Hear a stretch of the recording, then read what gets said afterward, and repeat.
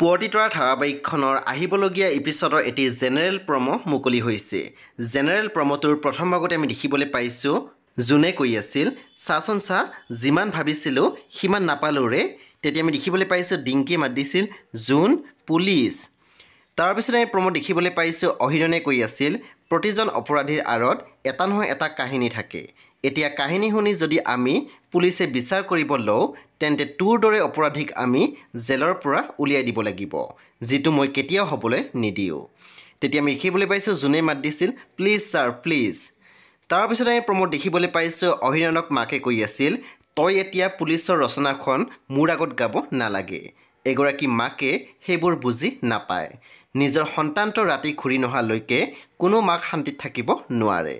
তাৰপিছত আমি প্ৰমোদ দেখিবলৈ পাইছোঁ জোনৰ মাকে কৈ আছিল, ডিংকি তই অকলে আহিলি যে, জোন বাই ক'ত? সেই বন্ধু বান্ধৱীসকল, এয়া আছিলে আহিবলগীয়া এপিছডৰ এটি জেনেৰেল প্ৰমোহে। পুৱতিতৰা ধাৰাবাহিকখন আপোনালোকে চাবলৈ পাব প্ৰতি সোমবাৰৰ পৰা শনিবাৰলৈকে নিশা 9 বজাত কেৱল মাত্ৰ ৰং টিভিত। সেই বন্ধু বান্ধৱীসকল, পৰৱৰ্তী আপডেটৰ বাবে আপোনালোকে মোৰ চেনেলটো ছাবস্ক্ৰাইব কৰি কাষত থকা বেল আইকন টিপি দিবলৈ একেবাৰে নাপাহৰিব। আৰু প্লিজ আপোনালোকে মোৰ ভিডিঅ' এটা লাইক কৰি দিব।